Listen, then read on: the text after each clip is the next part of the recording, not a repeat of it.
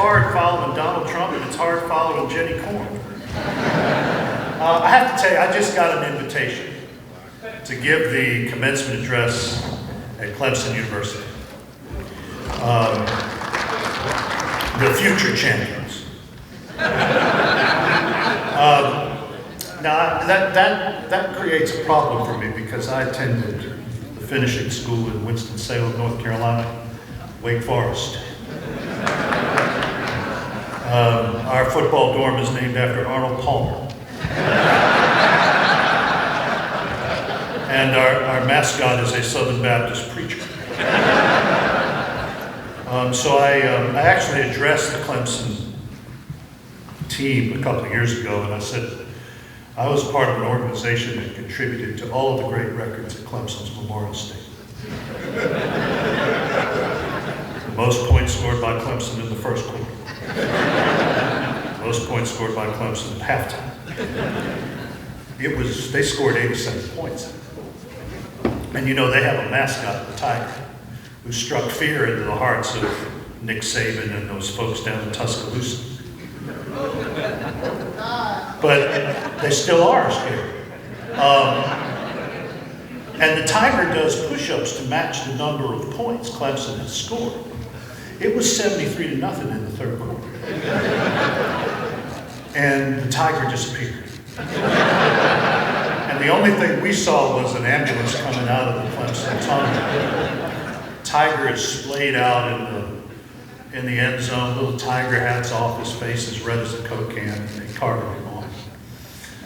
And Coach Groh, who went on to weave his magic at the University of Virginia later, had a press conference, and one intrepid reporter said, "Coach, is there anything you can say about today's game?" He said, "Yeah, Wake Forest University killed that damn Tiger."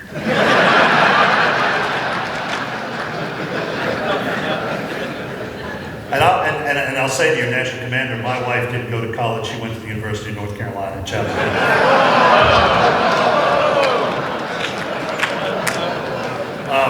It is an honor to be here. It is an honor to be with the Legion. Many generations of my family, Mississippi, North Carolina, and Louisiana, have been amongst your ranks since the end of the Great War. And it is also an honor for me to be here with my fellow Tar Heel, and that's little t because I mentioned my wife going to Chapel Hill. She is a Tar Heel with a big T. But to represent a state where this year, 1 in 9 North Carolinians will be a veteran. And I always say, having grown up at Fort Bragg, the most important piece of highway in the United States of America is in eastern North Carolina. It's North Carolina Highway 24. It connects 70,000 troops in Fort Bragg to 40% of the United States Marine Corps at Camp Lejeune and Cherry Point. When America goes, 9 times out of 10, it will be paratroopers from Fort Bragg or Marines from eastern North Carolina who will be the tip of the spear. So it is absolutely wonderful that you are the National Commander and representing all of us.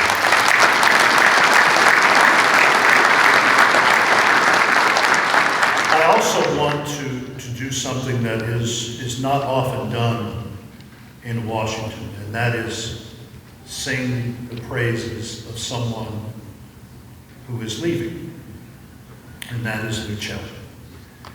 The American Legion has been blessed to have as its face and its voice someone who has served, someone who knows this town, but more importantly, someone who is passionate about those who have borne the battle. Lou is a towering figure in what we call our business.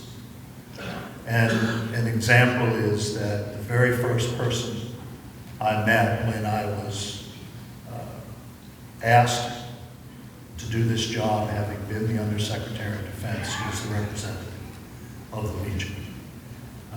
He is a man of rare stamp, and it has been an honor for me to be by his side, and you all have been very lucky to have him. So I thank him very much on behalf of VA and the President.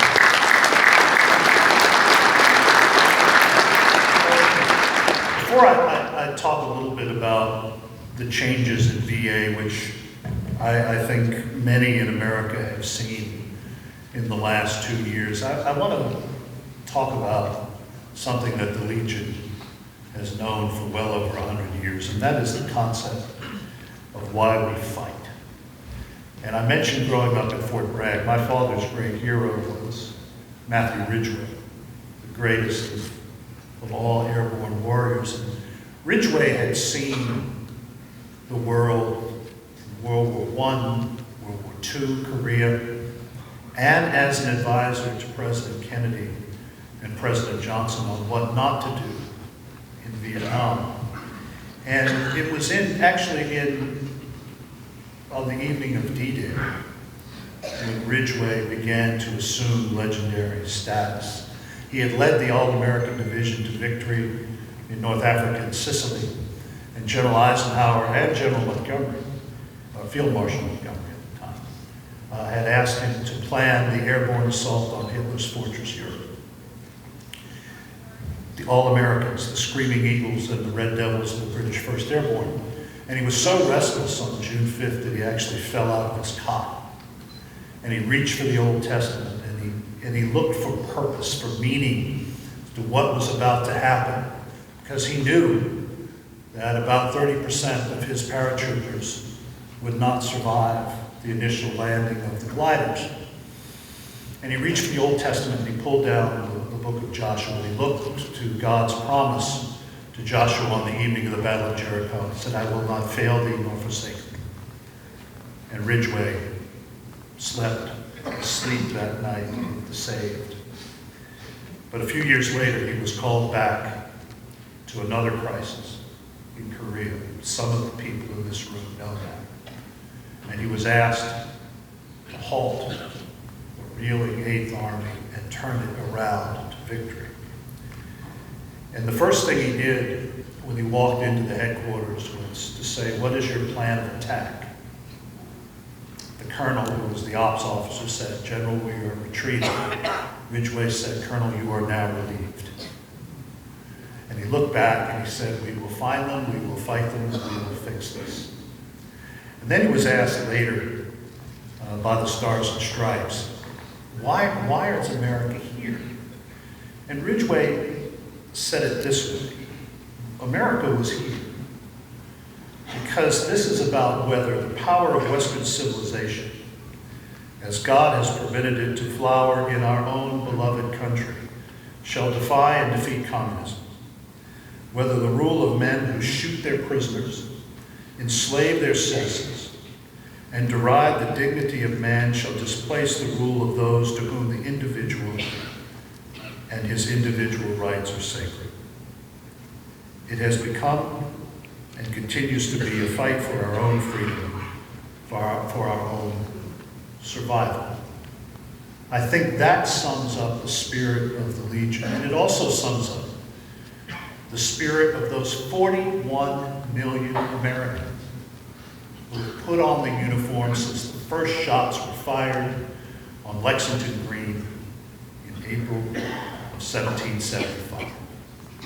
And of those 41 million, over 1 million of our fellow citizens have paid the ultimate sacrifice. So that is why VA is here. It was 155 years ago last week that Abraham Lincoln created this institution that we all love. In the most spiritually powerful of addresses ever given by a president of the United States, he said, "It is time to bind up the nation's wounds and to care for him who shall have borne the battle, and for his widow and orphan." And one of the last acts of his life before he went to the theater was to sign charters creating soldiers' homes in Togus, Maine, Dayton, Ohio, and Toma, Wisconsin. And those homes are still with us today. So what is the state of your VA? The state of your VA is good. We are not rocked by systemic scandal, by people waiting to see the doctors that they are entitled to see. We're in the middle of the most transformative period of reform since Omar Bradley stood in the spot that I now occupy. We have seen more veterans this last year than we have seen in our history. 60 million appointments within VA took place in 2019. That is 2 million more than took place in 2018.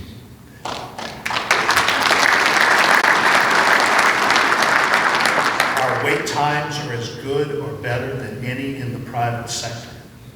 And what I predicted to Lou and to this leadership has happened. Veterans are voting with their feet. We have given them the opportunity with the Mission Act. When we can't provide a veteran with the service he or she needs in a timely manner, that veteran has the opportunity to go into the private sector. But veterans want to go where people understand the culture and speak the language.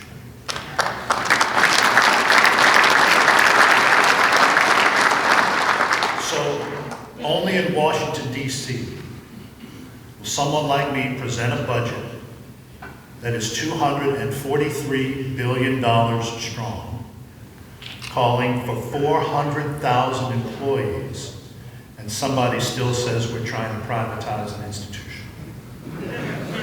Only in this town. But back to veterans voting with their feet. Our veteran satisfaction scores are at an all-time high. They sit at 90%.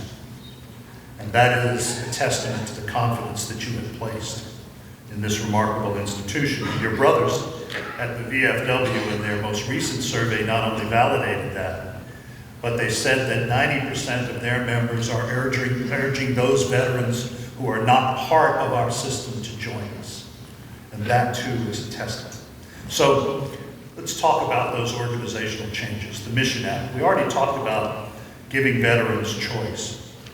But for me, the son of a highly decorated but gravely wounded combat soldier from Vietnam, the most important part of the Mission Act was to finally close one of those last loops left over from that fight in Southeast Asia. We have finally published the regulations that give financial and material support to the families of our Vietnam warriors who take care of those warriors at home. And it is long past time that we do that. And let me digress for a minute. That is why the Legion is so important. Those were dark times. Those are my earliest memories of the world beyond the military post. I've said many times that my father was gravely wounded in Cambodia. It took him a year to recover in Tripoli before they let him come back to North Carolina. And then 3 years more before he went back to the 82nd. But one of the things that stuck in my mind as a youngster was here was a soldier as part of the all-American division who wasn't even allowed to wear his uniform off post. That was not Cambridge, Massachusetts. That was not Berkeley, California. That was southeastern North Carolina, the heart of Richard Nixon country. What the Legion means is that we never return to those days when America turns its back on those men and women who provide us the very freedoms that we breathe and live every day. So I thank you for that.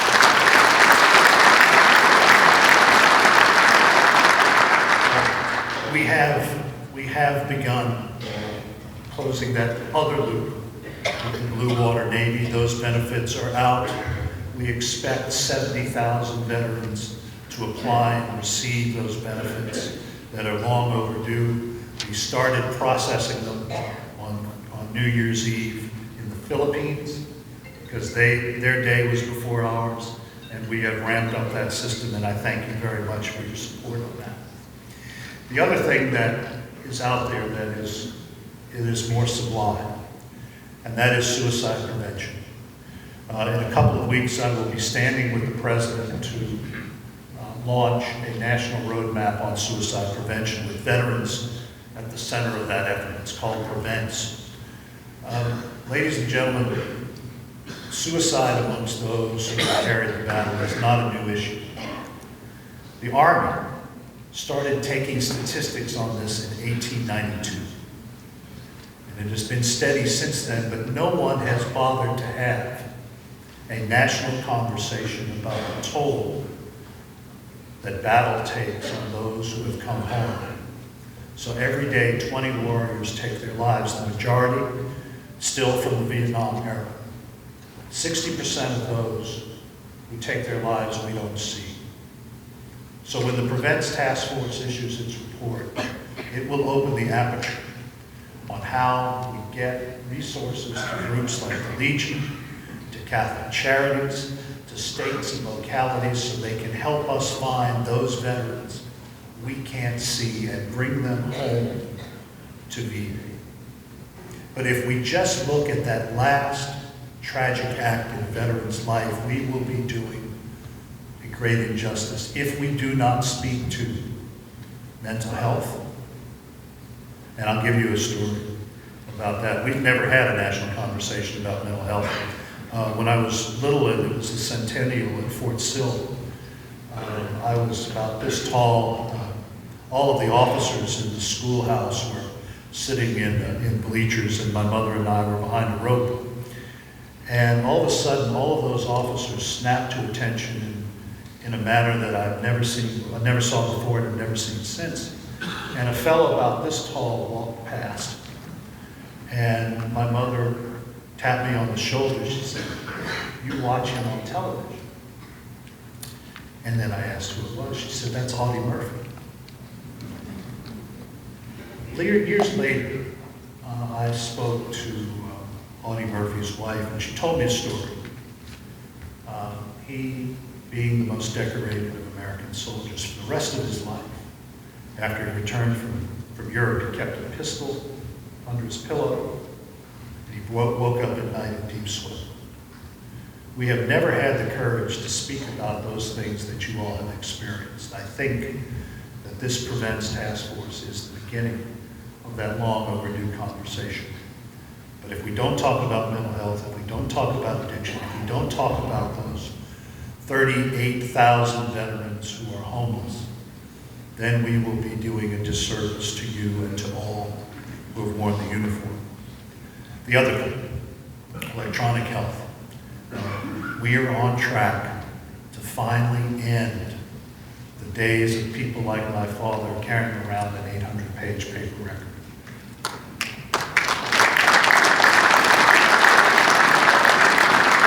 So that the minute that young veteran walks into a military entrance processing station, a record is built of that service. You don't have to guess. We'll know where that veteran was, know where that veteran fought. It will be interoperative so that when that veteran goes to his local hometown doctor, that doctor puts in information that we can use to create an entire picture of that veteran's health. We will no longer have to guess. I think this is one of the most, if not the most, important project that the federal government is working on right now.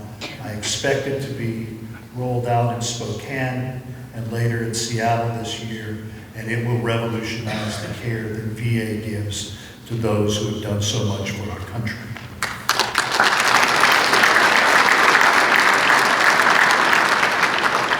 Last thing I will address with you is something that is on the minds of all Americans, and that is the coronavirus.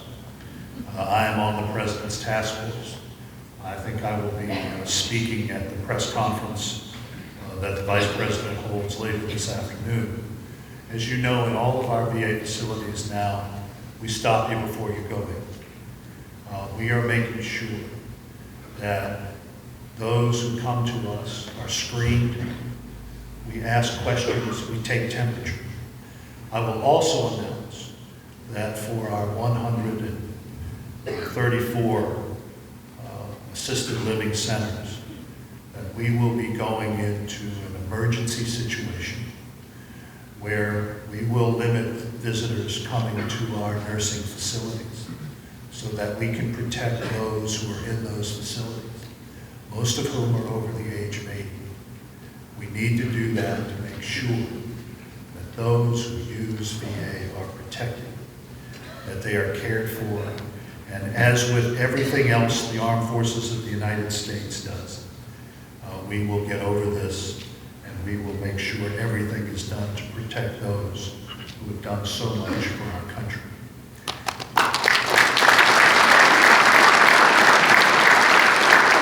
Now, with everything else going on, clash in politics, coronavirus, we have not forgotten VA's legacy of medical innovation that has done so much for the country. VA was the first to create a pacemaker. VA was the first to perform a liver transplant. VA was first, when I say this as North Carolinians, we were the first ones to develop that nicotine patch. We have been in the lead. A few weeks ago, I just approved the coming online of America's first 5G hospital, our hospital in Palo Alto, California. We are out in front of the rest of the country, so that now, through 5G, through things like precision oncology, through telehealth, we are reaching veterans in ways that the private sector has never thought of. And that, too, is another reason why our veterans are coming to us in record numbers. I will conclude. I will end on a personal. I was very happy helping General Mattis blow things up as the Undersecretary of Defense a few years ago, when this call came. I'm going to tell you what I've told Wilkie, what I have told the Legion of Convention. For me, as the son of a soldier, as I still serve in the reserves, there has been no greater professional experience or higher honor than to be part of the veterans family, to be part of a family that represents the very best of what this country stands for. So I will finish by going back to General Ridgway. In 1986, Ronald Reagan awarded General Ridgway the Presidential Medal of Freedom. And he said, "Heroes come when they are needed. Great Americans step forward when courage seems in short supply." That is the American Legion from that day, right after World War I, to today. It's about great American men and women stepping forward when courage seems in short supply. So on behalf of the President of the United States, on behalf of your Veterans Affairs Department, I thank you. God bless you.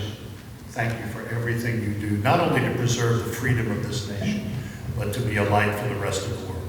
Thank you all very much.